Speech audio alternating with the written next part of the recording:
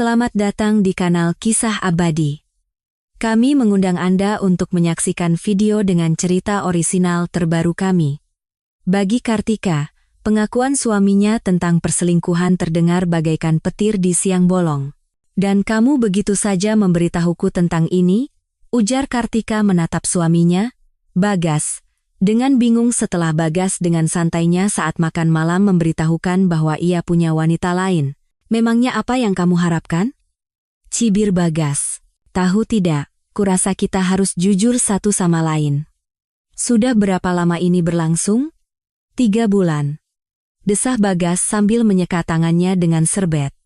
Oh ya, terima kasih makan malamnya. Seperti biasa, enak sekali. Mas, apa kamu sudah gila? Kartika terpaku di kursinya. Kamu serius? Selingkuhan, makan malam yang enak. Memangnya begini caranya? Lalu bagaimana? Bagas berhenti sejenak. Tika, kita ini orang dewasa. Aku selingkuh dan aku mengakuinya. Makan malamnya enak, ya enak. Aku tidak salah, kan? Bukan itu maksudku.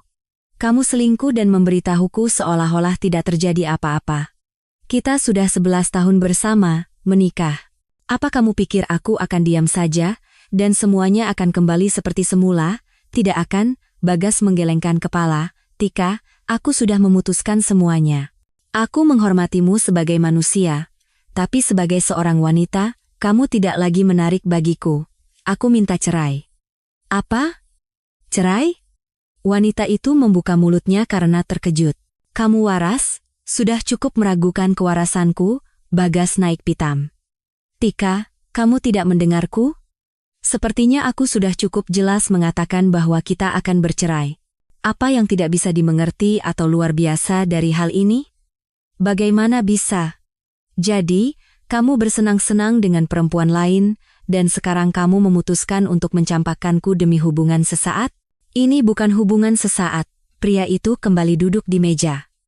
Tika, aku mencintai wanita lain.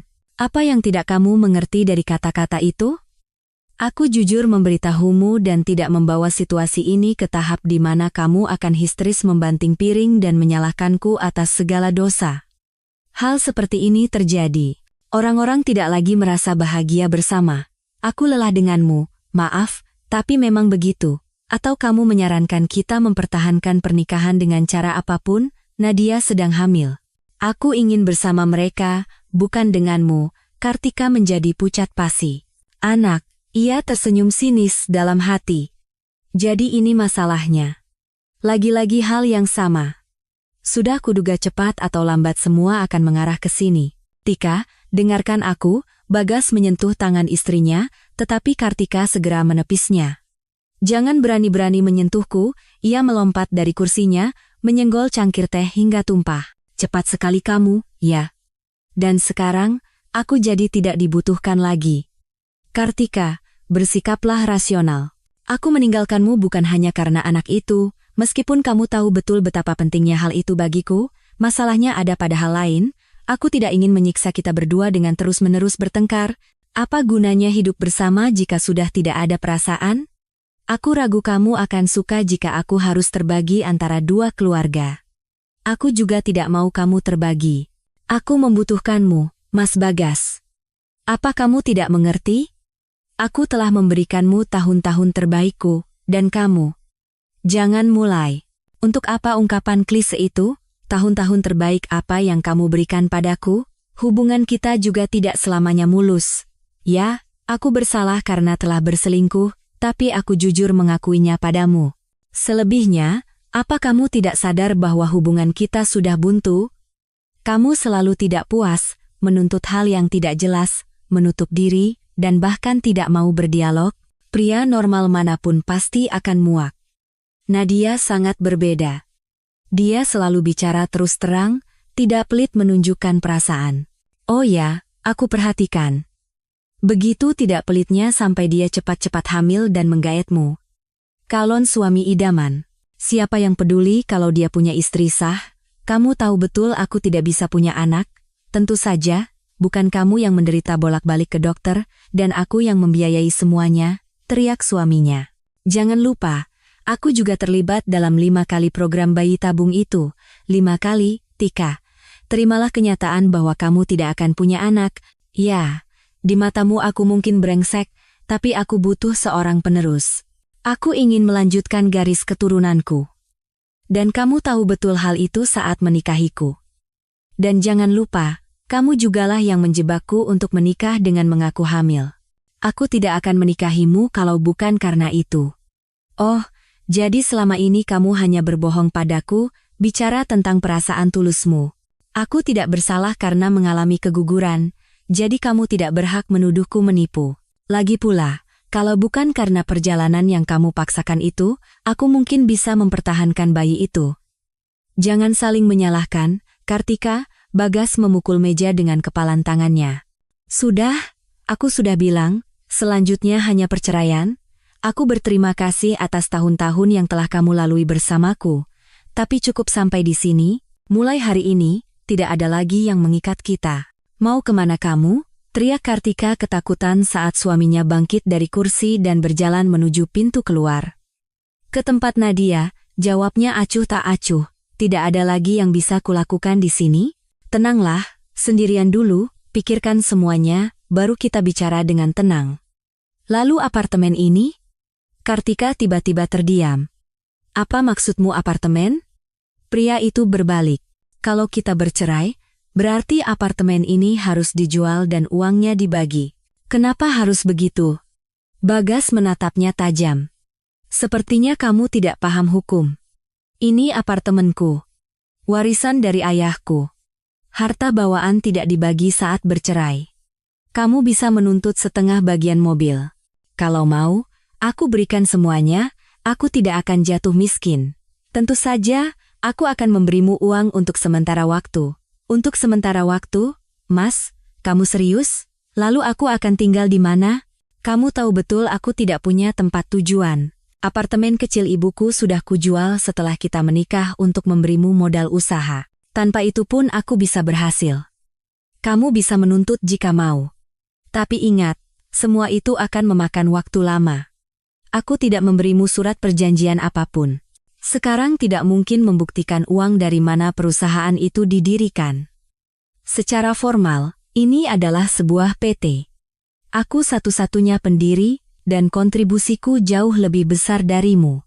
Kamu meninggalkanku tanpa sumber penghidupan, Kartika memucat. Mas, ini tidak adil. Gara-gara kamu, aku berhenti kerja dan mengabdikan diri untuk rumah tangga. Lalu apa masalahnya mencari kerja? Siapa yang mau menerimaku? Aku sudah tidak bekerja selama 10 tahun. Kartika, aku bukan pengasuhmu atau sponsormu. Sudah kubilang, untuk sementara waktu aku akan membantumu jika perlu. Aku akan sewakan apartemen atau kamar kos sampai kamu dapat pekerjaan. Tapi ingat, paling lama 3 bulan. Aku tahu kamu, nanti kamu keenakan dan terus meminta uang dariku. Apa yang kamu bicarakan? Pekik wanita itu. Kamu benar-benar mengusirku ke jalan. Kamu pikir aku tidak bisa melawanmu? Kenyataannya, kamu telah merampokku sampai habis, dan sekarang kamu enak-enakan dengan semua yang kamu punya. Aku tidak merampokmu. Ya, kamu menjual apartemen, tapi aku tidak memaksamu. Saat itu aku bisa mengambil kredit, tapi kamu yang bersikeras. Jadi jangan salahkan aku sekarang. Lagi pula, kamu lupa bahwa selama ini kamu hidup enak. Siapa yang melarangmu melakukan sesuatu agar punya penghasilan sendiri? Kamu sendiri yang memutuskan untuk di rumah saja, kan? Aku tidak pernah menolak apapun permintaanmu. Dan berapa banyak yang kita habiskan untuk program bayi tabungmu itu? Nilainya jauh melebihi harga apartemen itu untuk kita berdua. Kenapa sekarang kamu membagi-bagi ini milikmu, ini milikku? Kita ini keluarga. Keluarga. Kartika. Desah Bagas lelah. Sudah. Tidak ada lagi yang perlu dibicarakan. Kalau mau, sewa pengacara, jika kamu mampu. Tapi tidak ada pengadilan yang akan memihakmu menurut hukum. Lebih baik pikirkan tentang pekerjaanmu di masa depan selagi ada waktu. Bagas keluar dari dapur, dan beberapa menit kemudian Kartika mendengar suara pintu depan dibanting. Ibu Kartika Putri? Suara di telepon itu terdengar formal. Iya, Betul. Anda dihubungi oleh notaris. Nama saya Leo Bahtiar. Apakah Anda ada waktu untuk bicara? Oh, ya, tentu. Ada keperluan apa, ya? Wanita itu heran. Anda siapanya Ibu Zainab binti Abdullah? Bibi Zainab. Kartika tertegun. Beliau, kerabat jauh saya, bibi dari ibu saya, tapi saya sudah tidak bertemu dengannya sekitar 20 tahun. Ada apa ya? Kerabat Anda telah meninggal dunia beberapa waktu yang lalu. Astaga, saya tidak tahu, Kartika terduduk di kursi. Kami memang jarang berkomunikasi. Setelah ibu saya meninggal, saya tidak pernah mendengar kabarnya lagi. Sejujurnya, jika butuh uang untuk pemakaman, saya khawatir tidak bisa membantu. Saya sendiri sedang dalam kesulitan. Saya dan suami sedang proses cerai dan... Bukan, sela sang notaris. Anda salah paham. Ibu Zainab sudah meninggal 6 bulan yang lalu. Saya menelepon untuk urusan lain. Urusan apa? Masalahnya, menurut surat wasiat almarhumah, Anda adalah satu-satunya ahli waris, karena itulah saya menelepon. Bisakah Anda datang ke kantor saya hari ini untuk pembacaan wasiat? Apa? Kartika terperangah. Tapi ini pasti ada kesalahan. Kenapa Bibi Zainab meninggalkan sesuatu untuk saya? Bukankah beliau punya anak laki-laki? Almarhumah tidak memiliki kerabat lain yang masih hidup. Lagi pula, beliau menuliskan surat wasiat atas nama Anda. Maaf, saya tidak bisa mengetahui motif pribadi Ibu Zainab. Saya hanya menjalankan wasiat terakhirnya. Lalu, apa yang saya dapatkan? Wanita itu mulai bersemangat. Silakan datang. Akan saya jelaskan semuanya secara rinci. Ini bukan pembicaraan untuk ditelepon. Mohon bawa KTP Anda. Baiklah, tolong berikan alamatnya. 1,5 jam kemudian, Kartika berdiri di depan tangga menuju kantor notaris. Pintunya tidak mencolok, terletak di lantai dasar sebuah gedung apartemen. Siapa sangka, pikir wanita itu. Siapa sangka Bibi akan meninggalkan sesuatu untukku. Padahal kami jarang sekali berkomunikasi. Aku hanya ingat pernah ikut ibu berkunjung ke rumahnya. Itu di sebuah desa yang terpencil. Rumahnya persis di tepi hutan. Dia punya sapi. Jangan-jangan dia mewariskan gubuknya itu padaku. Aduh, semoga saja tidak ada utang. Pada dasarnya, rumah di desa terpencil pun bisa dijual, meskipun tidak mahal, tapi saat ini uang berapapun sangat berarti bagiku. Kartika menaiki tangga dan menekan bel di samping pintu. Terdengar nada melodi. Sesuatu berbunyi klik, dan wanita itu masuk ke ruang resepsionis yang terang benderang. Selamat siang, ia mengangguk pada wanita di belakang meja tulis besar. Saya ada janji dengan Bapak Leo Bahtiar. Kartika Putri. Sebentar, jawab sekretaris itu tanpa mengalihkan pandangan dari layar dan menekan tombol intercom. Pak Leo, ada Ibu Kartika. Baik. Jantung Kartika berdebar kencang. Entah kenapa ia merasa gugup, sempat terlintas keinginan untuk pergi begitu saja. Silakan masuk, kata sekretaris itu sambil mendorong pintu yang kokoh. Selamat sore, sapa Kartika dengan sopan kepada notaris itu. Ya, selamat sore, jawab Pak Leo tanpa menunggu Kartika selesai. Ibu Kartika, saya minta maaf, tapi saya harus segera pergi, jadi mari kita tidak berlama-lama. Sekarang akan saya bacakan semuanya, lalu Anda tanda tangan. Baik. Notaris itu mengeluarkan sebuah map tipis dari laci dan mulai membaca. Kartika mendengarkan dengan saksama, tetapi tidak banyak yang ia pahami. Maaf, katanya ragu-ragu ketika Pak Leo selesai. Saya kurang paham istilah hukum. Bisakah Anda jelaskan secara singkat dengan kata-kata Anda sendiri? Nanti saya akan mempelajarinya dengan teliti. Saya mengerti. Pria itu tersenyum tipis. Singkatnya, Anda mewarisi seluruh harta bergerak dan tidak bergerak milik bibi Anda. Terutama, sebuah rumah tinggal, sebidang tanah seluas 7 hektar, peralatan, dan semua yang ada di properti tersebut. Di sini ada semua dokumennya, surat tanah, sertifikat kepemilikan, dan lain-lain. Apa Bibi Zainab punya utang? Tidak, jangan khawatir. Saya pasti akan tahu jika ada. Silakan tanda tangan di sini. Mulai saat ini, semua aset menjadi milik Anda. Anda bisa mengurus balik nama dokumen dalam 30 hari kalender. Jika Anda tidak mau repot, saya bisa melakukannya dengan imbalan yang pantas. Terima kasih, Kartika tersenyum. Saya rasa saya bisa mengurusnya sendiri. Lagi pula, saya punya banyak waktu luang. Kalau begitu, semoga sukses. Anda bisa menelepon saya kapan saja jika ada pertanyaan. Ya, baik. Selamat sore. Kartika berpamitan dan keluar ke jalan, membawa map hitam tipis di tangannya. Ia ingin segera pulang, karena besok adalah sidang perceraiannya. Begitu ia masuk ke apartemen, telepon berdering. Tika, halo, sapa Bagas dengan suara lelah. Gimana, kamu sudah siap? Kalau maksudmu barang-barang, hampir selesai, desah wanita itu kesal. Kamu sudah carikan aku apartemen? Besok kita resmi bercerai, dan sepertinya aku harus segera mengosongkan tempat ini. Kenapa kamu selalu terdengar pasrah begitu? Tika, kamu bukan anak kecil lagi, belajarlah untuk mandiri. Aku tidak mengusirmu hari itu juga. Bagaimana dengan pekerjaan? 2 hari lalu aku wawancara. Mereka janji akan menelepon kembali. Begitu, cibir Bagas. Kamu masih pilih-pilih pekerjaan sesuai bidangmu, ya? Lalu kamu mau aku jadi kasir di supermarket terdekat? Kenapa tidak? Pekerjaan apapun adalah pekerjaan. Yang penting kamu dapat uang. Di supermarket, gajinya lumayan, loh. Oh ya, di sana juga harus terima barang, angkat-angkat yang berat. Kamu anggap aku ini apa? Di usia 37 tahun harus berakhir di belakang kasir. Kamu brengsek, Mas. Tolong jangan menghina. Saranku, perluas sedikit area pencarian lowonganmu. Di pabrik, kamu bisa masuk tanpa pengalaman. Di sana akan diajari semuanya.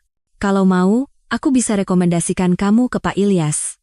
Dia selalu butuh karyawan. Pak Ilyas, pekik Kartika histeris. Dia kan punya agen cleaning service. Kamu mau aku jadi petugas kebersihan? Keter laluan. Memangnya kenapa? Bagas heran. Gaji di kantornya itu 2 kali lipat dari rata-rata regional, loh. Memang bukan pekerjaan ringan, tapi setidaknya kamu tidak akan kelaparan. Ya, kamu harus sedikit mengencangkan ikat pinggang. Kamu kan sudah terbiasa hidup mewah. Mewah? Jangan bercanda, cibir wanita itu. Aku mengerti. Kamu ingin lebih menghinaku lagi. Tidak ada yang mau menghinamu. Aku hanya tidak mengerti apa maumu. Aku sudah carikan apartemen di pinggiran kota, tipe studio, cukup nyaman. Aku akan sewa untuk 6 bulan, bukan 3 bulan seperti yang kutawarkan sebelumnya. Tapi setelah itu, kamu urus sendiri. Aku tidak bisa menanggungmu selamanya. Apalagi sebentar lagi anakku akan lahir, aku tidak butuh bantuanmu. Ambil saja semua. Dan lagi, hari ini aku dapat warisan, sembur Kartika emosional. Wow, suaminya terkejut. Warisan? Apa kamu punya paman kaya di Amerika yang meninggal? Bukan, jawab wanita itu malu-malu. Hanya seorang bibi. Ingat Bibi Zainab dari desa Cijulang? Aku sering cerita tentangnya. Waktu kecil dan remaja aku sering ke sana saat liburan. Nah, ternyata dia mewariskan seluruh propertinya padaku. Rumah di Cijulang? Rumah di desa? Suaminya bahkan tertawa. Jadi kamu mau pindah permanen ke sana? Mungkin saja, Kartika marah. Memangnya kenapa? Aku akan pergi dan kamu tidak akan melihatku lagi. Pergilah, pergilah, Bagas terang-terangan terhibur. Pertanian jelas cocok untukmu. Apalagi aku bisa bayangkan gubuk reot macam apa yang bibimu miliki itu. Hidup di desa, Tika, tidak semudah yang kamu bayangkan. Kamu, apalagi, tidak terbiasa kerja keras. Kamu bisa pegang cangkul, pacul? Nah, kan. Mau tinggal di desa, katanya. Lucu sekali. Terserah kamu saja, Mas Bagas. Kemana? Pria itu tertawa. Aku ingin sekali melihatmu membajak di sawah. Lebih baik, selagi belum terlambat, atur hidupmu di sini, jangan membangun khayalan di desa. Jual saja gubuk itu dan jangan bersandiwara. Jadi, apa perlu aku bicara dengan Ilyas? Pergi sana. Kamu saja yang kerja untuk Ilyasmu itu. Kalau perlu, aku akan belajar menggunakan pacul dan kapak. Lagi pula, tanahnya luas, sebagian akan kusewakan. Pasti banyak yang antre, Bagas terus terbahak. Kamu lucu sekali. Pegang kain pel saja menolak, tapi kamu menepuk dada seolah sanggup jadi petani. Apa kamu pernah memerah susu sapi, menyiangi kebun kentang, menyalakan tungku? Aku akan belajar. Dan kamu, pergilah dengan nadiamu itu, hati-hati jangan tersandung, Tika. Wanita itu tidak mau mendengarkan lebih jauh dan mematikan telepon. Bagas menelepon beberapa kali lagi, tapi kemudian berhenti. Ia hanya mengirim pesan singkat, mengingatkan tentang waktu sidang pengadilan.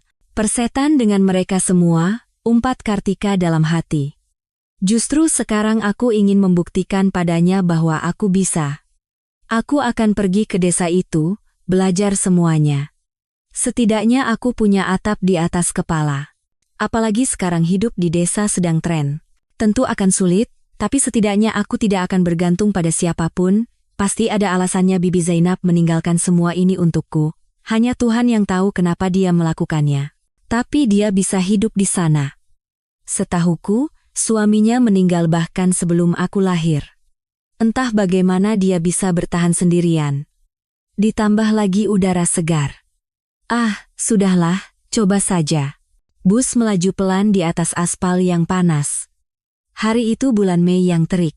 Semakin jauh Kartika meninggalkan kota, semakin kencang jantungnya berdebar.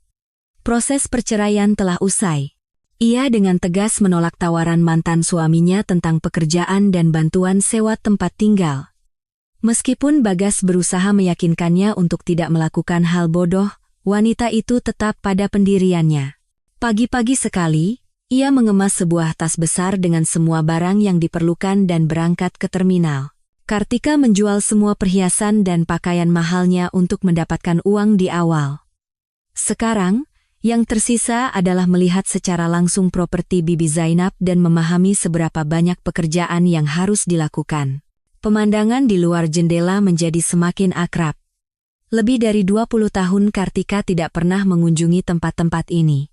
Melihat ladang-ladang yang baru dibajak dan hijaunya hutan, wanita itu teringat bagaimana ia dan ibunya dulu naik bus yang sama, menuju udara segar, sungai yang hangat, kebun singkong yang luas, tumpukan jerami yang wangi, dan anjing bernama si coklat yang selalu mengibaskan ekornya. Turun dari bus ke tepi jalan yang berdebu, Kartika dengan susah payah menurunkan tasnya yang berat dan melihat sekeliling. Jalan tanah membentang ke arah ladang, dan hanya di kejauhan terlihat atap-atap rumah yang tersebar di cakrawala. Astaga, desah wanita itu. Jauh juga aku harus berjalan, apalagi dengan bawaan seberat ini. Seingatku, rumah Bibi paling ujung, persis di dekat hutan. Masih harus mendaki bukit. Mungkin baru sampai nanti malam. Ya sudahlah, mau bagaimana lagi? Sambil menarik napas dalam-dalam, Kartika menyampirkan tas besar yang berat itu ke bahunya dan, membungkuk karena bebannya, perlahan-lahan berjalan melintasi ladang. Kenapa juga jalan rayanya tidak dibuat lebih dekat ke desa, gerutunya pada diri sendiri. Tidak ada yang datang ke desa dengan tangan kosong.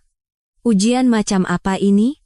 Rasanya seperti desa ini menyambutku, seolah-olah mengisyaratkan bahwa aku ini orang asing dan hidup seperti ini bukan untukku. Bodoh amat, aku pasti bisa. Kenapa aku mengeluh, membawa tas saja tidak sanggup? Padahal Bagas benar, pekerjaan nanti akan lebih berat. Jadi, anggap saja ini latihan. Sekitar 1 kilometer kemudian, dengan keringat bercucuran, Kartika sudah mengutuk segalanya. Sekarang kata-kata mantan suaminya yang melarangnya pindah ke pedalaman tidak lagi terasa omong kosong. Ia sempat menyesal tidak menyetujui syarat-syaratnya. Sekarang ia bisa saja dengan tenang mengepel lantai di sebuah kantor atau apartemen, mengelap kaca, lalu pulang ke apartemen kecil di pinggiran kota untuk memasak makan malam sederhana. Haus sekali, astaga, pikirnya. Kenapa aku sebodoh ini? Membawa tas besar yang tidak berguna ini, tapi sebotol air pun tidak kubawa. Panasnya bukan main. Sudah hampir tengah hari, semoga ada sumur. Seingatku, di dekat jembatan ada sumur tua tempat kami biasa mengambil air dengan ember. Mungkin masih ada di sana, harus lebih bersemangat. Sungai sudah tidak jauh lagi. Ladang perlahan berganti menjadi semak belukar yang lebat. Kartika dengan rakus menghirup aroma rerumputan padang yang sudah bermekaran dan menarik perhatian lebah dan kumbang. Jembatan pun mulai terlihat. Wanita itu sudah benar-benar kehabisan tenaga, menyeret tasnya yang berat dan menderita karena kepanasan. Ia mulai mencari-cari di tepi sungai, berharap menemukan sumur tua itu. Sayangnya, tidak ada apa-apa. Kartika melempar tasnya ke tanah dan duduk di atasnya. Matahari menyengat tanpa ampun. Punggung dan wajahnya gatal karena keringat. Seluruh cairan di tubuhnya seolah menguap ke permukaan. Tiba-tiba, dari suatu tempat terdengar suara deru. Kartika menajamkan pendengarannya. Traktor atau mobil, ia gembira. Syukurlah.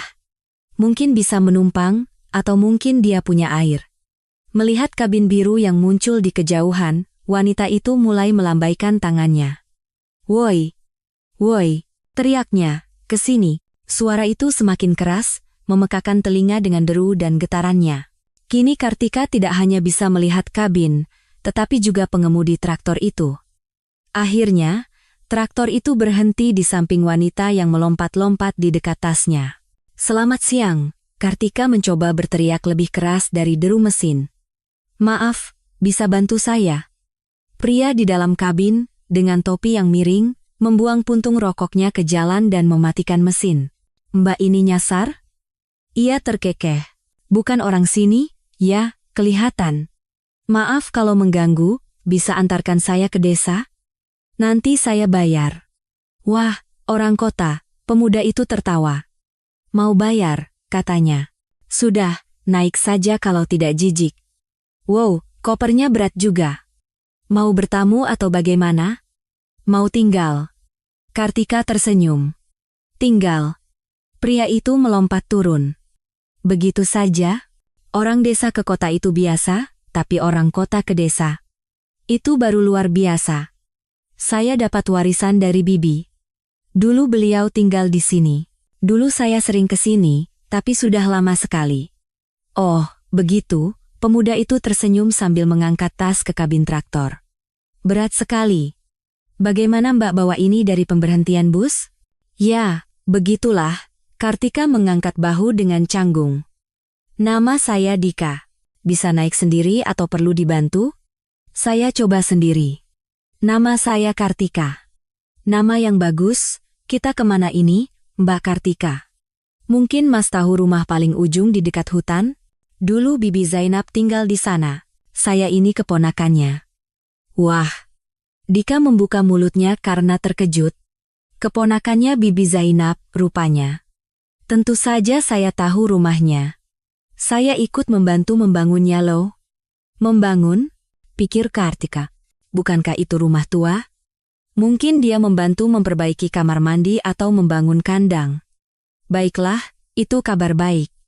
Berarti setidaknya rumah itu tidak reot. Senang sekali saya bertemu Mas. Kalau tidak saya bisa berjalan sampai malam. Wanita itu tersenyum pada penyelamatnya. Oh ya, apa Mas punya air? Haus sekali, tidak tahan lagi. Nih, minum saja. Memang sudah hangat, tapi ini air dari mata air. Dika mengeluarkan botol plastik penyok dari bawah kakinya. Kartika dengan rakus menempelkan bibirnya ke mulut botol dan mendongakkan kepalanya. Airnya memang sudah hangat, tapi tetap terasa segar. Wanita itu bersumpah belum pernah minum yang lebih enak seumur hidupnya. Terima kasih banyak, desahnya setelah dahaganya terpuaskan. Saya kira saya akan mati. Kenapa manggil Mas terus? Dika tertawa. Kalau sudah niat tinggal di sini, panggil nama saja. Lagi pula, saya bukan kakek-kakek. Umur saya baru 32. Seumur hidup tidak ada yang panggil saya Anda atau Mas dengan formal, jadi canggung. Baiklah, Kartika tersipu. Kalau begitu, kamu tinggal di sini seumur hidup? Iya, Dika menyalakan rokok. Orang tua sudah tidak ada. Ibu meninggal 3 tahun lalu, ayah bulan Maret kemarin, saya tidak berniat pindah. Kenapa juga? Pekerjaan ada, saya tidak minum. Yang sengsara di sini itu pemabuk dan pemalas. Mereka hanya keluyuran minta-minta. Tapi kalau tangan dan kepala mau bekerja, sama saja mau di kota, desa, atau kutub utara. Banyak penduduk di desa ini sekarang, tidak juga, banyak yang pindah. Sebenarnya, bibimu, Zainab, sudah berbuat banyak untuk menghidupkan kembali desa ini. Tapi sejak beliau meninggal musim gugur lalu, semuanya mulai berantakan lagi. Oh ya, Kartika terkejut. Bagaimana bisa? Apa kamu tidak tahu? Pria itu menatapnya tajam. Kan sudah kubilang, kami sudah tidak berkomunikasi selama 20 tahun. Umurmu berapa? Tidak sopan menanyakan itu pada wanita, Kartika cemberut. Ah, apanya yang tidak sopan? Cuma penasaran. Aku tidak peduli dengan basa-basi orang kota. Di sini semuanya sederhana, Kartika. Dan kita harus jujur pada orang lain dan diri sendiri. Dengan begitu, semua urusan akan lancar. Ingat itu, akan berguna. Jujur pada diri sendiri, maksudnya, sepertinya aku tidak pernah membohongi diriku sendiri. Semua orang berpikir begitu, Dika membuang ludah keluar jendela. Tapi nyatanya mereka hanya menipu diri sendiri. Makanya mereka minum-minum, jadi miskin, atau sombong dan tidak mau bergaul dengan orang biasa. Kamu juga sekarang sedang membohongi diri sendiri. Kenapa kamu datang ke sini? Kelihatan sekali kamu sama sekali tidak tahu apa-apa tentang desa. Aku ingin memulai hidup baru, desah Kartika. Hidup baru? Memangnya hidup lamamu kenapa? Lari dari sesuatu atau seseorang? Dari diriku sendiri, mungkin. Aku bercerai dengan suamiku bulan lalu. Pada dasarnya, aku jadi gelandangan, tidak bekerja, semuanya hilang. Kenapa bisa begitu? Dika menyeringai. Tidak bekerja sama sekali. Kenapa tiba-tiba kamu pikir bisa bertahan di sini? Di desa itu harus kerja pakai tangan dan otak. Tidak bisa seenaknya, apalagi dengan warisan Bibi Zainab. Itulah yang ingin ku coba, kalau tidak berhasil, aku selalu bisa kembali, meskipun tidak ada tempat untuk kembali, tapi pasti bisa kalau mau. Yang penting kemauan keras. Aku tidak akan menukar Cijulang dengan apapun, di sini rumahku, jiwaku, pekerjaan juga ada. Sebenarnya, aku ingin bekerja untuk diri sendiri, bukan untuk mereka. Untuk siapa? Ada satu perusahaan agrobisnis yang aktif membeli tanah di sini. Ngomong-ngomong, mereka sangat mengincar rumahmu. Tanahnya saja berapa luas? 7 hektar, kalau tidak salah. Nah, atasanku langsung sudah mengincar rumah itu. Sudah berapa kali dia membujuk Bibi Zainab, tapi Bibi tidak mau. Dia sudah menawarkan macam-macam. Memangnya rumah macam apa itu? Aku ingat lahannya sangat indah, dan ada pohon-pohon pinus di dekatnya. Dulu setiap pagi aku berjalan-jalan ke hutan, setelah bangun tidur. Iya, ada danau kecil juga. Tapi, pada dasarnya, kalau ada tawaran harga yang bagus, aku bersedia mempertimbangkan untuk menjualnya. Ah, bodohnya kamu. Bibimu mengorbankan hidupnya untuk usaha ini, dan kamu mau begitu saja memberikannya pada kapitalis. Itu kan kawasan lindung. Kalau mau, lahan itu bisa menghasilkan uang jauh lebih banyak dari yang bisa ditawarkan pengusaha manapun. Masa, sih, memangnya ada apa di sana? Seingatku, cuma rumah kayu biasa, meskipun besar. Tempatnya memang luar biasa, tapi ini kan daerah terpencil. Aku butuh 3,5 jam naik bus ke sini. Bukan soal waktu. Ngomong-ngomong, kita sudah mau sampai. Kartika mulai menatap ke kejauhan untuk melihat rumah tua Bibi Zainab, tapi ia sama sekali tidak mengenali daerah itu dan kehilangan arah. Traktor itu melindas jalan tanah liat, dengan mantap menanjak ke atas bukit. Begitu mereka sampai di puncak, Kartika melihat sebuah pagar batu yang tinggi, tenggelam dalam pohon-pohon mangga yang sedang berbunga. Nah, sudah sampai. Dika mematikan mesin. Kemana? Wanita itu menatapnya dengan heran. Loh, kok kemana? Ke rumahmu. Tapi, ini tempat yang sama sekali berbeda. Pagarnya beda. Pohon-pohon mangga ini tidak kuingat. Kartika menatap lekat-lekat batu-batu abu-abu pagar itu, gerbang besi tempa yang besar, dan jalan setapak berbatu yang mengarah darinya. Di suatu tempat di kedalaman taman, terlihat atap genteng yang cerah. Kamu sendiri yang bilang sudah lama tidak ke sini. Pemuda itu melompat dari traktor dan menyeret tas Kartika. Aku tidak ke sini sekitar 20 tahun. Dulu ibu membantu Bibi Zainab menanam pohon mangga ini. Bahkan aku ikut menanam beberapa. Rumah ini mulai dibangun sekitar 15 tahun yang lalu. Waktu itu aku dapat upah yang lumayan. 2 tahun kami membangun semua keindahan ini. Bibi Zainab sangat disayangi di sini. Dia memberi pekerjaan, bayarannya bagus, dan sebagai pribadi, dia selalu siap membantu. Kartika mengeluarkan seikat kunci yang diberikan notaris dan mendekati gerbang. Dengan kunci berukir besar, ia membuka gembok dan mendorong daun gerbang yang berat. Pemandangan yang tersaji membuat wanita itu terkejut. Jalan setapak berbatu yang lebar, melintasi halaman rumput yang luas, menuju ke taman dan berakhir di teras sebuah rumah panggung kayu yang tinggi. Bangunan itu tampak megah dan bahkan sedikit agung. Ini sama sekali bukan rumah kayu yang Kartika ingat dari masa kecilnya. Balok-balok kayu besar berwarna coklat kemerahan tersusun menjadi sebuah rumah 2 lantai dengan mezanine yang besar.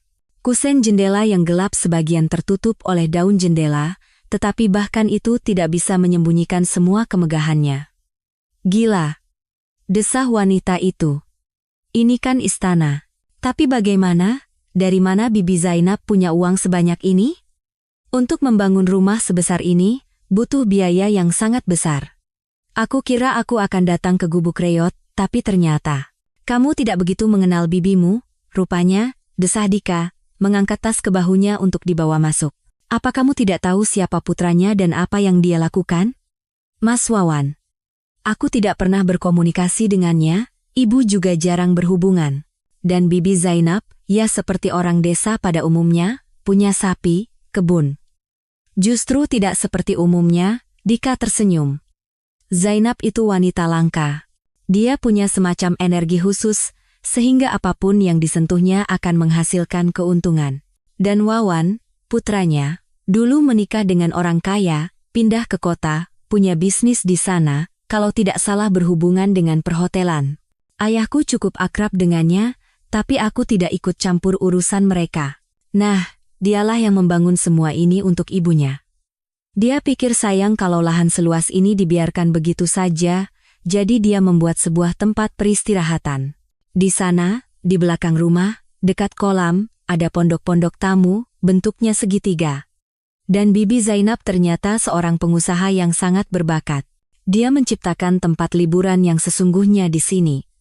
Ekowisata, kalau tidak salah namanya. Orang-orang dari daerah lain bahkan datang ke sini. Tapi itu hanya untuk hiburan. Penghasilan utama Zainab berasal dari jamur dan sayuran. Jamur apa?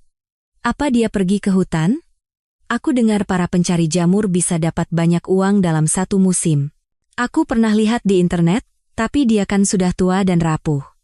Rasanya tidak mungkin dia bisa mengumpulkan 100 kilogram dalam satu musim. Bukan. Kartika, bukan begitu. Lihat bangunan di sana itu. Dika menunjuk ke sebuah hanggar di ujung lahan. Disitulah bibimu punya peternakan jamur. Jamur cirong, jamur kansinggi, linggiji, segala macam jamur. Dan tentu saja, dia juga tidak menolak jamur hutan. Wawan memasang peralatan pendingin dan pengering yang canggih di sini. Jadi dia membeli jamur dari para pencari di seluruh penjuru desa, lalu menjualnya kembali. Jamur porcini, chantrelle, jamur kancing liar. Tempat ini sangat subur. Jamur tumbuh bergelombang setiap tahunnya. Ya, Bibi Zainab memang sudah tua, tapi otaknya masih tajam. Belum lagi buah abai dan cranberry hutan. Singkatnya, wanita itu memanfaatkan semua potensi lokasinya. Dan kamu, jika mau, bisa melanjutkan usahanya. Gudang dan freezer itu kan sekarang menganggur, padahal itu bisa jadi sumber pendapatan yang bagus. Kamu juga bisa membangkitkan kembali desa ini. Orang-orang di sini seringkali hidup dari hasil alam. Perusahaan agrobisnis itu memang menerima jamur dan buah-buahan, tapi harganya sangat murah. Mereka selalu mencari-cari kesalahan. Dan tidak semua orang punya pilihan untuk pergi ke desa sebelah atau ke kota. Kalau punya mobil sih gampang, makanya orang-orang menjual hasil panen mereka dengan harga murah. Jadi, Bibi Zainab tidak punya ternak sama sekali? Maksudku hewan ternak, kebun, Kartika heran, untuk apa? Dika terkekeh. Di sini, susu, sayuran, dan daging bisa didapat dengan mudah dari tetangga. Lalu kemana dia menjual semua jamur itu? Aku mungkin tertarik, tapi aku sama sekali tidak mengerti apa-apa tentang ini. Jangan bercanda. Pertama, membeli jamur itu bukan ilmu yang sulit. Membudidayakannya sendiri memang lebih rumit. Tapi siapapun bisa melakukannya jika tidak terlalu bodoh. Lagi pula, Bu Ana Widjojo masih sehat. Kalau kamu minta baik-baik, dia tidak akan menolak untuk membantu. Bu Ana Widjojo, Kartika mengerutkan kening, nama yang familiar. Dulu dia kepala agronomi di sini, sebelum pensiun. Setelah pensiun, Bibi Zainab merekrutnya jadi manajer. Usianya sekarang sudah lebih dari 70, tapi otaknya masih encer dan kesehatannya luar biasa. Cuma satu masalahnya, dia suka minum di usia setua itu. Kenapa heran? Di sini jarang ada yang tidak menyentuh botol. Sejak Bibi Zainab tiada, Bu Ana jadi semakin menarik diri. Kamu harus tahu, dia bekerja bukan karena uang, tapi karena idealisme. Dia orang zaman dulu, dan mereka juga bersahabat. Ngomong-ngomong, wanita itu dulu seorang ahli mikologi terkenal, hampir di seluruh negeri. Tapi setelah reformasi dia pindah ke desa. Jadi soal jamur, dia lebih ahli dari banyak orang, tapi yaitu, dia pemabuk. Aku seperti ingat, Bu Ana Widjojo, Kartika berpikir keras. Bukankah namanya Widjojo? Benar sekali, Dika meludah. Berarti kamu kenal dia. Ya, tapi rasanya dia tidak akan ingat aku. Sudah bertahun-tahun berlalu, jangan berpikir begitu. Ingatannya tajam sekali. Syukurlah, tidak ada demensia, meskipun kadang dia mabuk berhari-hari. Astaga. Dia tinggal di mana? Persis di bawah bukit. Tadi kita lewat rumahnya yang panjang dengan atap seng. Kamu lihat-lihat dulu di sini. Kelilingi semuanya. Aku akan ke tempat Bu Ana. Mau lihat keadaannya. Oh ya, butuh bahan makanan? Kalau iya, telepon saja, nanti aku antarkan. Air di sini ada, dari sumur bor langsung. Saluran pembuangan juga ada. Pemanas airnya pakai kayu bakar, tapi seharusnya stok kayu bakar ada. Istirahatlah dulu setelah perjalanan. Aku pergi dulu, masih ada pekerjaan. Tadi sudah terlalu lama denganmu, nanti malam aku mampir lagi. Baiklah, Kartika tersenyum. Terima kasih, Dika, tapi aku benar-benar syok. Aku perlu mencerna semua ini. Pemuda itu mengangkat topinya dan melambaikan tangan, lalu menghilang di balik gerbang. Beberapa detik kemudian, mesin traktor menyala dan ia pergi dengan suara bising. Luar biasa. Kartika menatap rumah itu dengan tercengang, siapa sangka. Baiklah, sekarang bereskan barang-barang dan lihat-lihat. Wanita itu mengambil kunci pintu depan dan masuk. Ia berada di sebuah aula yang luas dan gelap. Rumah itu berbau kayu dan rempah-rempah. Setelah melepas sepatu, Kartika mulai berkeliling kamar. Perabotannya ditutupi kain, tetapi secara keseluruhan rumah itu tidak terlihat terbengkalai dan kosong. Perabotannya cukup sederhana, tetapi indah. Udara sejuk di dalam rumah membuatnya sedikit sadar. Di sini Kartika merasa seperti di rumah sendiri. Di mana-mana terhampar karpet anyaman berwarna-warni. Di dinding tergantung lukisan-lukisan pemandangan pedesaan yang sederhana. Selesai berkeliling rumah, wanita itu keluar dan memeriksa bangunan-bangunan lain. Hampir semuanya terkunci, dan kunci dari gantungan kunci itu tidak ada yang cocok. Tidak apa-apa, nanti kuurus, desah Kartika dan berjalan ke sisi lain lahan, di mana terdapat sebuah kolam. Di sekitar kolam tersebar rumah-rumah kecil berbentuk segitiga. Wanita itu menghitung ada 8 buah. Sepertinya disinilah para turis menginap. Kenapa tidak? Sangat nyaman dan indah. Aku sendiri mau berlibur di tempat seperti ini. Hanya saja, sekarang sulit membayangkan aku bisa mengelola semua ini. Sendirian jelas tidak akan sanggup, tapi Dika bilang akan membantu. Lagi pula, butuh uang untuk mempekerjakan karyawan. Aduh, sudahlah, itu juga nanti. Kartika berjalan sampai ke ujung lahan dan meletakkan telapak tangannya di sebatang pohon pinus tua yang besar. Ia langsung merasakan kehangatan yang menyenangkan dari kulit kayu yang kasar. Hidungnya mencium aroma getah dan jarum pinus yang segar. Indah sekali, seru Kartika gembira. Padahal aku tidak pernah berpikir bisa hidup nyaman di luar kota. Bibi benar-benar tahu apa yang dilakukannya, seolah tahu hidupku akan mengalami krisis. Kembali ke rumah, wanita itu membuka semua daun jendela dan jendela untuk membiarkan cahaya dan udara segar masuk. Di dapur, ia menemukan sebuah pintu yang terkunci. Setelah sedikit bersusah payah dengan kunci, Kartika berhasil membukanya. Pemilik baru itu sangat terkejut. Di rak-rak berjejer botol-botol acar dan makanan kaleng buatan sendiri, baru sekitar setengah tahun sejak Bibi Zainab meninggal. Jadi, makanan itu masih layak dikonsumsi. Kartika mengambil sebotol acar timun dan sekaleng rendang dari salah satu rak. Di situ juga ada bungkusan-bungkusan mie instan. Merasa sangat lapar, wanita itu pergi ke dapur untuk memasak makan siang. "Hei, Nyonya rumah, ada di rumah." Terdengar suara serak dari luar. Kartika, yang tertidur setelah bersih-bersih, bahkan tidak menyadari hari sudah gelap. "Siapa di sana?" Ia menjenguk keluar jendela. Tepat di depannya berdiri seorang wanita tua tinggi, terbungkus selendang warna-warni. "Masa tidak kenal?" Tamu itu tertawa serak. "Bu Ana Widjojo," seru Kartika terkejut setelah mengamati wanita tua itu lebih dekat. "Benar sekali. Dan kamu, Kartika, sudah dewasa sekali. Waktu Dika bilang kamu yang sekarang mengurus tempat ini, aku sampai kaget. Meskipun Zainab pernah bilang mau meninggalkan semuanya untukmu, entah kenapa aku pikir kamu tidak akan mau datang ke pelosok seperti ini." Seperti yang ibu lihat, Kartika tersenyum canggung. "Kenapa ibu berdiri di situ? Mari masuk, kita minum teh." "Kenapa tidak?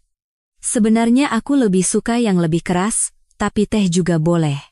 Sambil menyeret sandal jepitnya di atas paving, wanita tua itu menuju pintu, dan semenit kemudian sudah berada di dapur. "Nah, kaget, kan?" Ia mengedipkan mata pada Kartika sambil duduk di kursi. Bukan main kagetnya, sang nyonya rumah terkekeh. "Saya sudah 25 tahun tidak ke sini. Tidak menyangka Bibi Zainab punya istana seperti ini." "Ah, semoga arwah Zainab tenang di sana," desah wanita tua itu. "Dia wanita yang luar biasa, sayang jantungnya tidak abadi, apalagi dengan semua rencana dan bebannya. Aku sendiri sudah bekerja seadanya, sementara Zainab entah dari mana dapat energi. Tapi begitu dia tiada, aku pun lemas. Terkadang memang begitu, seperti mesin yang berkarat." "Dika bilang ibu banyak membantu Bibi di sini." Kartika menuangkan teh ke cangkir. "Membantu," angguk Bu Ana Widjojo. "Aku yang menyarankannya untuk berbisnis jamur. Ngomong-ngomong, waktu kami mulai, kami tidak pernah menyangka permintaannya akan setinggi ini. Awalnya Wawan memasang freezer dan pengering, kami mulai membeli jamur, dan Zainab punya koneksi di mana-mana. Bisnisnya berjalan pelan tapi pasti, dalam 5 tahun, omzet kami naik hingga puluhan ton. Lalu uangnya jadi bingung mau diapakan." "Oh, Zainab membuat tempat peristirahatan yang sesungguhnya di sini untuk orang-orang, untuk turis?" tanya Kartika. "Bukan," wanita tua itu mengibaskan tangannya. "Turis itu hanya hiburan, tidak banyak uang yang bisa didapat dari mereka.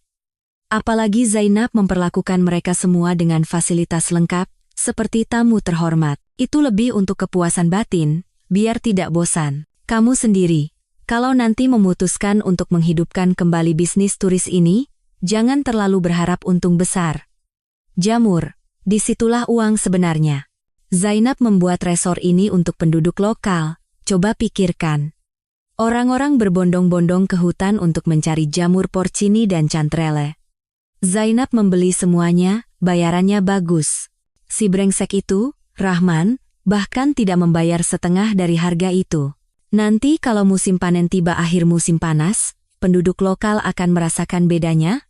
Tahun lalu mereka sudah merasakannya." Zainab meninggal tepat di puncak musim panen, dan si Rahman itu langsung muncul. Lalu kemana penduduk harus menjual hasil panen mereka? Ya mereka jual padanya hampir semuanya, dan dia senang bisa untung besar. Oh, dasar orang licik, hanya tahu mengeruk uang. Tapi ya bodoh juga menyalahkannya. Setidaknya dia memberi pekerjaan pada penduduk desa. Lebih baik daripada mabuk-mabukan dan membiarkan usahanya bangkrut.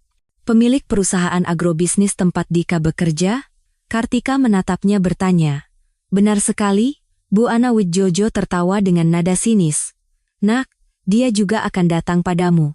Sudah berapa kali dia mencoba membujuk Zainab untuk menjual semuanya, dan setelah Zainab meninggal, dia terus mencari ahli warisnya, syukurlah dia tidak menemukan. Kalau tidak, firasatku mengatakan kamu akan setuju tanpa melihat rumahnya dulu. Uang yang dia tawarkan memang besar. Tapi aku bilang padamu sekarang, pikirkan 1000 kali sebelum setuju. Dia akan menjadikan orang-orang di sini budak, kalau belum. Lebih baik pahami dulu bisnisnya, dan pelan-pelan hidupkan kembali apa yang telah dibangun Zainab selama bertahun-tahun. Aku tidak tahu apa yang kamu kejar, uang, istirahat, pekerjaan, tapi di sini kamu akan mendapatkan semuanya dengan berlimpah, pikirkan tentang orang-orang. Zainab memberi kesempatan bagi Cijulang untuk bertahan hidup. Banyak yang mengurungkan niat untuk pergi, bahkan sekolah baru dibangun, masjid direnovasi. Tahun lalu ada mantri yang bagus datang ke sini. Sekarang, aku takut semuanya akan sia-sia, tanpa Zainab. Tapi saya sama sekali tidak mengerti bisnis ini, Kartika mengerutkan kening. Jujur saja, saya tidak pernah menyangka akan seperti ini, saya datang ke rumah tua, tapi ternyata ini istana. Saya pikir saya akan pelan-pelan menghidupkan kembali kebun, memelihara ayam, itu sudah cukup bagi saya. Kamu tidak takut kerja keras, sela wanita tua itu, orang-orang di sini baik. Mereka semua berkepentingan agar punya pekerjaan. Dan mereka tidak suka pada Rahman. Dia itu tiran. Kalau perlu, aku akan mengajarimu semuanya. Apalagi dengan jamur hutan, tidak perlu belajar. Semua karyawan Zainab siap bekerja kapan saja. Mereka akan mengisi pengering dan freezer untukmu. Jamur budidaya memang sedikit sulit tanpa pengalaman, tapi aku masih waras untuk membantu. Ya, tapi satu hal mempersiapkan semuanya, menjualnya ke siapa? Saya tidak mengerti soal perdagangan. Sepertinya kamu, Nak, terbiasa mengasihani diri sendiri, Bu Ana Widjojo menatapnya dengan licik. Kebiasaan itu harus segera dibuang. Di sini kamu akan cepat tahu seberapa berharganya dirimu sebenarnya, jika kamu tidak malas. Takut serigala jangan masuk hutan. Jika sikapmu pesimis, lebih baik langsung setuju dengan Rahman, percayalah. Besok dia pasti akan datang untuk menawar. Itu urusanmu. Apa pedulinya dengan permintaan wanita tua ini?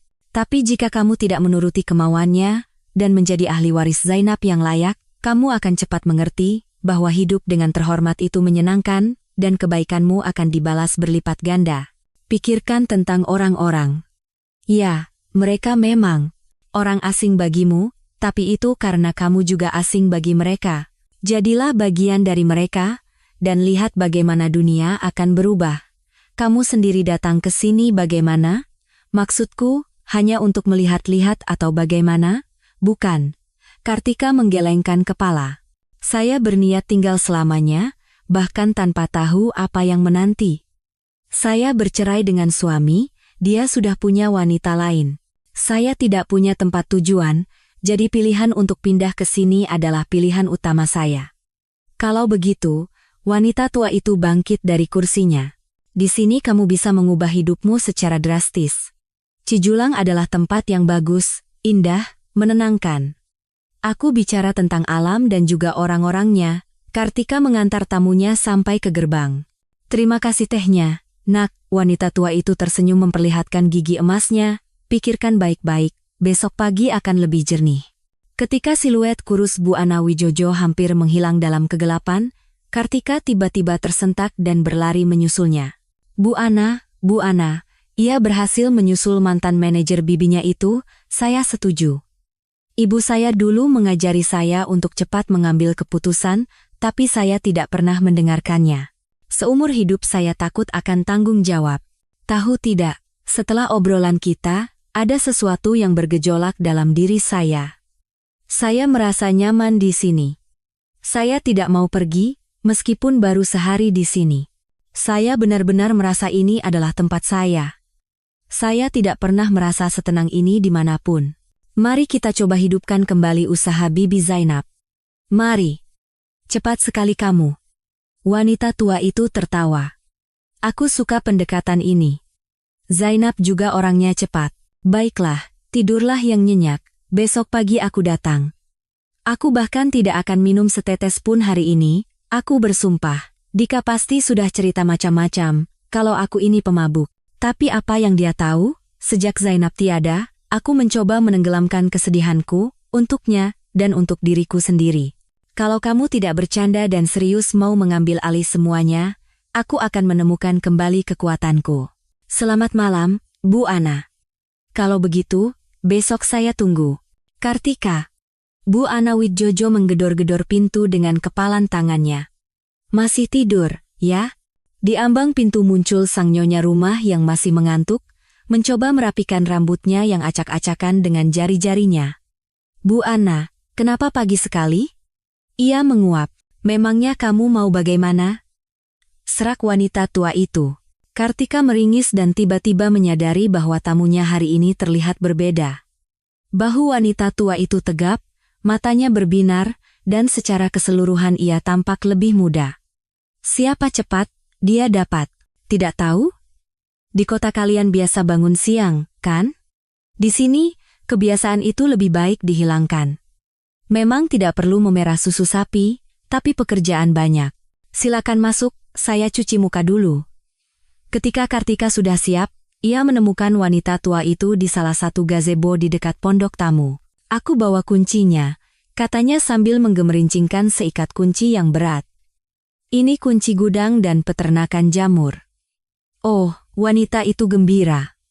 Pas sekali, kemarin saya tidak bisa membuka apa-apa. Zainab menitipkannya padaku sebelum meninggal. Aku menemaninya sampai napas terakhirnya. Aduh, sedih sekali. Sudahlah, ayo kita pergi. Aku akan tunjukkan semuanya. Bu Ana Widjojo bangkit dari bangku dan membawa Kartika ke sebuah lumbung besar. Di dalamnya gelap dan berbau sesuatu yang lembab, seperti serbuk gergaji. Wanita tua itu meraba-raba mencari saklar, dan ruangan itu pun terang benderang oleh cahaya putih. Seluruh ruangan dipenuhi dengan berbagai macam toples, kontainer, dan kotak. Di atas setiap rak tergantung lampu-lampu panjang. Di sini kita membudidayakan jamur komersial. Wanita tua itu memandang sekeliling hanggar. Jamur tiram paling mudah, dan permintaannya juga bagus. Jamur kancing sedikit lebih sulit, media tanamnya butuh perlakuan khusus. Kita juga membudidayakan shiitake, reishi, enoki. Untuk apa semua ini? Kartika melihat-lihat rak. Tempatnya luas sekali, sepertinya jamur-jamur ini laku keras. Bukan laku keras, tapi masih laku keras, Bu Ana Widjojo mengacungkan jarinya. Kamu bahkan tidak bisa membayangkan betapa supermarket dan restoran, terutama yang menyajikan masakan Asia, sangat menginginkan semua ini. Aku beritahu kamu, jaringan pasokannya sudah ada, tapi kamu harus mengurus balik nama semuanya atas namamu, dan untuk itu kamu harus bepergian. Aku sudah tua untuk itu, tapi semua kontaknya akan kuberikan. Mereka sudah menunggu panen. Berapa lama waktu yang dibutuhkan untuk membudidayakan dan bagaimana caranya? Oh, itu tidak sulit, meskipun jamurnya sendiri bisa rewel. Tapi Zainab sudah berusaha menyediakan semua kondisi yang diperlukan. Peralatan untuk mengontrol kelembaban dan suhu saja harganya ratusan juta. Semuanya otomatis. Sayangnya, kamu harus mengontrol sendiri zonasi tanamannya. Ada yang butuh cahaya, ada yang tidak boleh kena cahaya. Tapi aku akan tunjukkan semuanya. Siapkan media tanam, siram dengan miselium, ciptakan kondisi yang sesuai, dan tunggu, setiap jenis berbeda-beda. Rata-rata sekitar 3,4 minggu. Cepat sekali, Kartika terkejut. Jadi kalau kita tanam semuanya sekarang, dalam musim panas ini, kita bisa panen beberapa kali? Tepat sekali. Hanya saja, kita tidak bisa melakukannya sekarang juga. Kita harus membeli media tanam yang sesuai. Bisa serbuk gergaji, sekam padi, atau kedelai.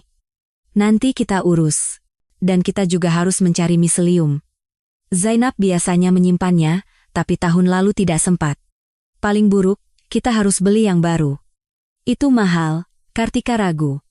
Uang saya tinggal sedikit. Jangan khawatir soal uang. Zainab meninggalkan hampir semuanya padaku. Dia menyimpannya dalam bentuk tunai, takut diambil orang, dan tidak percaya pada bank. Jadi cukup untuk membeli bahan baku dan lain-lain. Tapi dia meninggalkannya untuk ibu. Di surat wasiat tidak ada kata-kata tentang uang, hanya properti, protes Kartika. Nak, wanita tua itu menatapnya dengan tajam.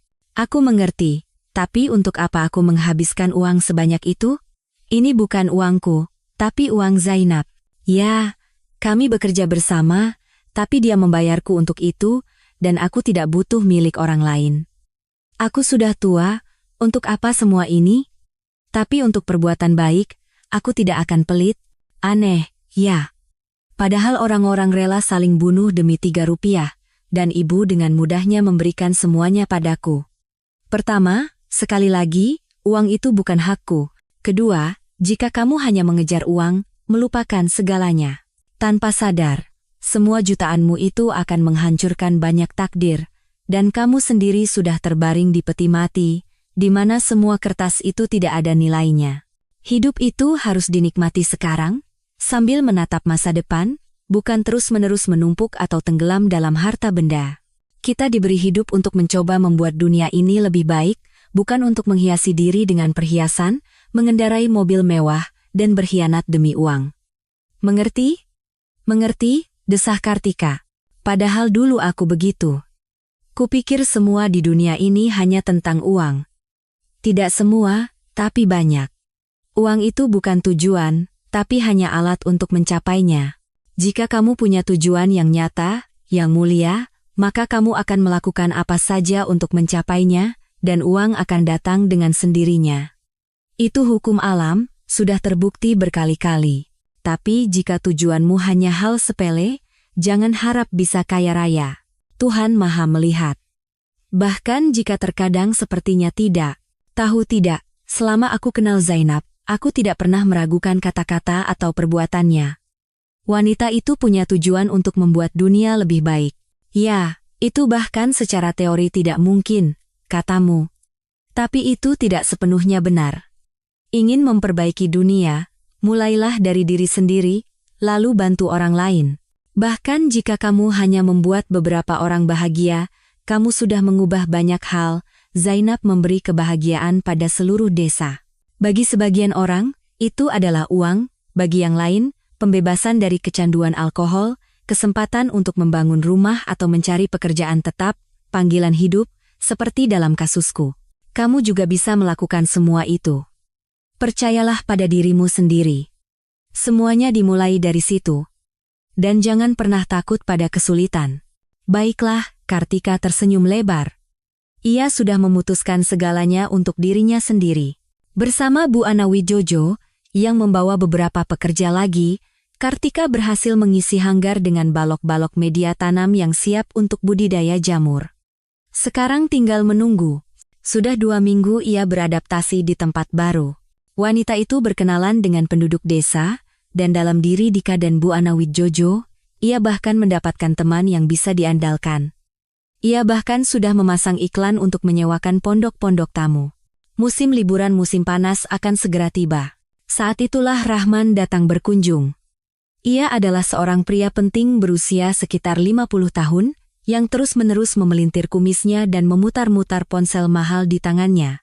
Saya kira, siapa yang tinggal di sini? Sapanya pada Kartika. Saya lewat, lihat, pekerjaan sedang berjalan lancar. Anda kerabatnya Zainab, atau bagaimana? Anggap saja begitu, wanita itu menyipitkan mata, mencoba menghindari tatapan menjijikkan dari pria yang tidak menyenangkan ini. Kenapa Anda tidak ramah begitu? Ia terkekeh.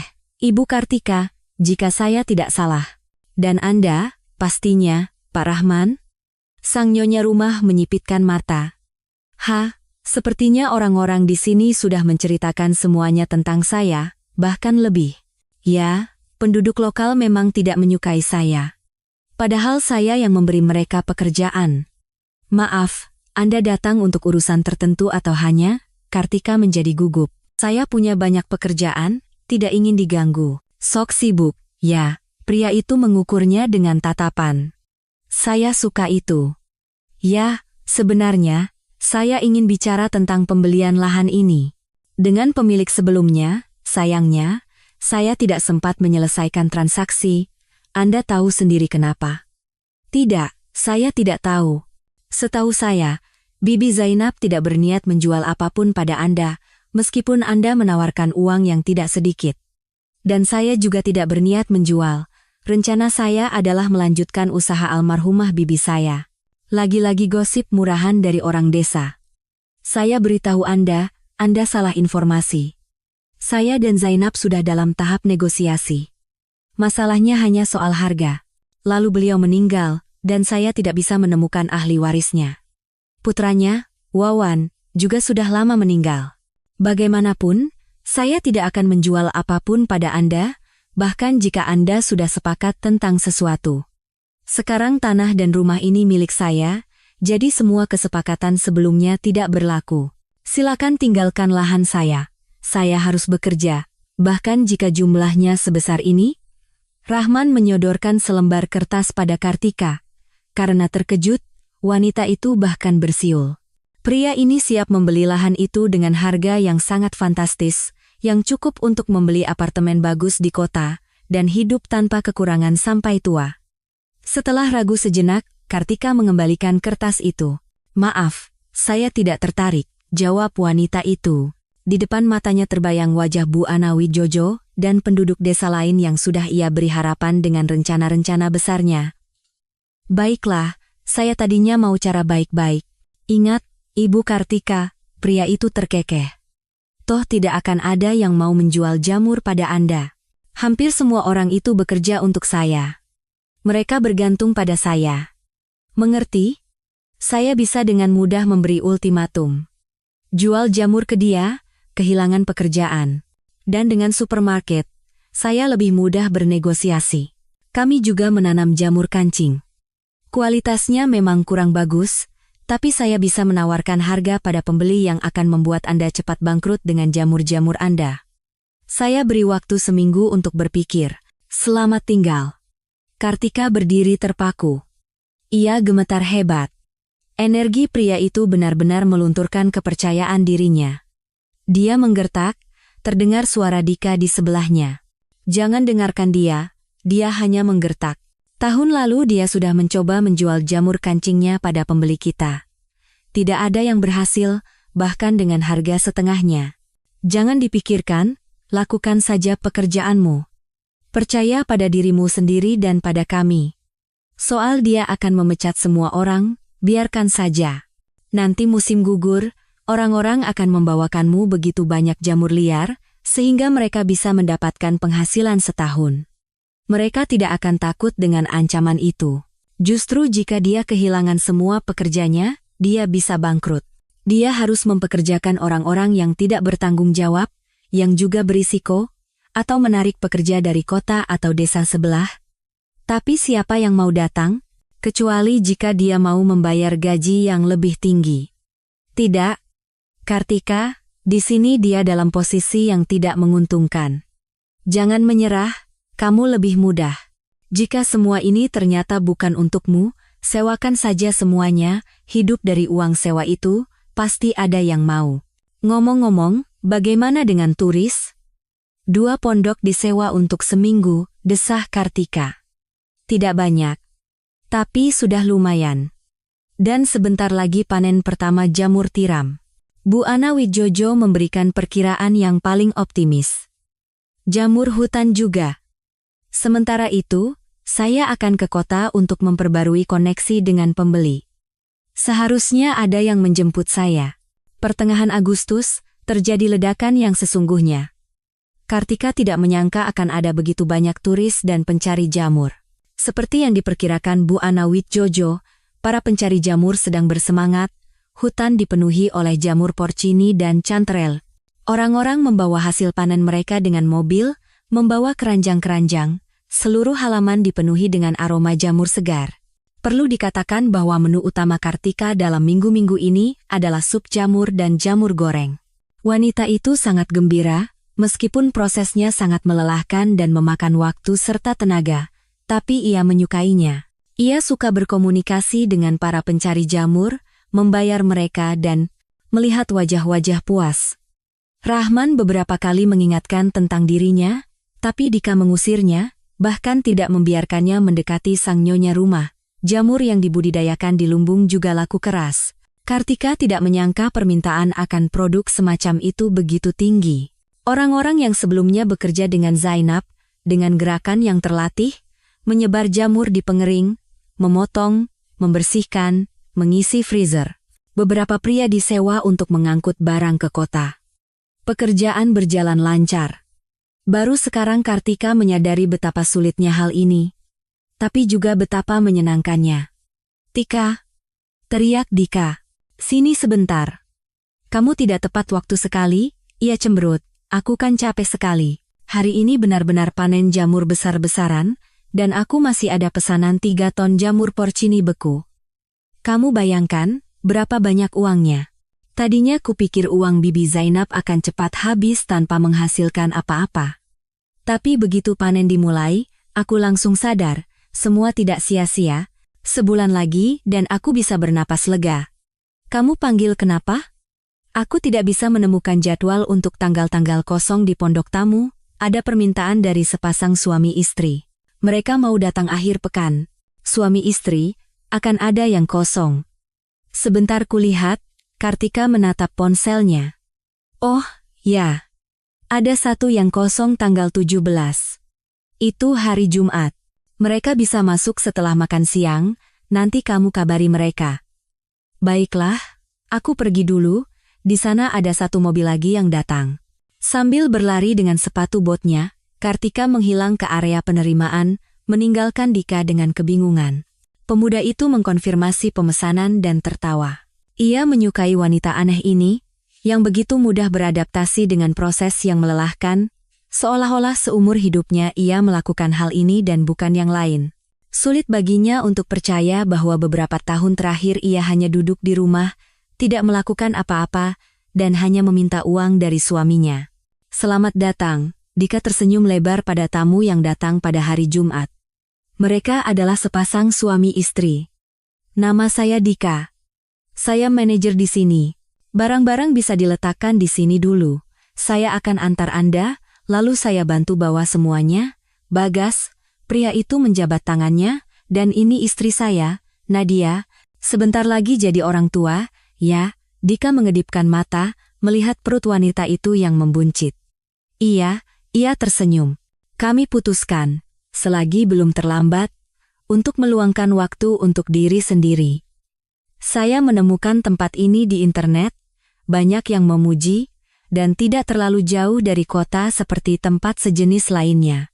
Jangan khawatir, saya baru akan melahirkan beberapa bulan lagi, jadi tidak akan ada masalah dengan saya. Lagi pula, kami hanya untuk beberapa hari." Sayang sekali, pria itu melihat sekeliling. "Alamnya indah sekali di sini. Aku bahkan ingin tinggal di sini. Sayangnya, pekerjaan." Dika mengantar pasangan itu ke pondok yang kosong. "Silakan beristirahat dulu," ia tersenyum. "Jangan hiraukan kebisingan. Sekarang musim panen jamur, dan nyonya saya memang berbisnis ini. Nanti malam akan lebih tenang, dan di akhir pekan tidak ada penerimaan, jadi Anda bisa beristirahat dengan tenang." Menarik, Bagas melihat sekeliling. "Ngomong-ngomong, rumah pemiliknya indah sekali. Seumur hidup aku memimpikan yang seperti ini. Anda tahu luasnya berapa?" "Tidak tahu." Dika tertawa. "Saya bahkan belum pernah masuk ke semua kamarnya. Saya tidak tinggal di sini. Di sebelah. Nanti kalau nyonya sudah selesai, Anda bisa berkenalan dengannya. Dia bisa menunjukkan bagian dalamnya." "Bagus sekali," Bagas mengangguk. Menjelang malam, ketika penerimaan jamur sudah selesai, Kartika duduk lemas di bangku gazebo. Sekilas ia melihat seorang pria dan wanita di dekat salah satu pondok. "Oh, itu mungkin pasangan hamil yang Dika ceritakan. Sebaiknya aku sapa mereka, lalu istirahat," pikirnya. Kartika bangkit dan berjalan menuju pondok tamu. "Selamat malam." Ia menyapa para tamu ketika berada di dekat pondok mereka. "Selamat." Bagas memulai dan terdiam. "Tika, kamu di sini?" Tinggal di dekat sini? Padahal aku besok mau mencarimu, menengok kabarmu, ternyata kamu mendahuluiku. Kamu kerja di sini, panen jamur? Kerja, desah Kartika, tiba-tiba menyadari bahwa ia tidak lagi memiliki perasaan apapun pada mantan suaminya. Sudah capek sekali, tidak ada tenaga. Aku senang melihatmu. Kamu terlihat baik, wajahmu sehat, bekerja baik untukmu. Bagaimana kamu bisa melihat kami? Kebetulan? Tidak menyangka kalau itu kalian. Dika bilang kamu mau menemuiku. Mau tahu sesuatu tentang rumah? Rumah? Dika? Pria yang mengantar kami tadi? Tidak, dia salah paham. Aku mau bicara dengan pemiliknya. Ya, saya dengarkan, jawab Kartika dengan santai.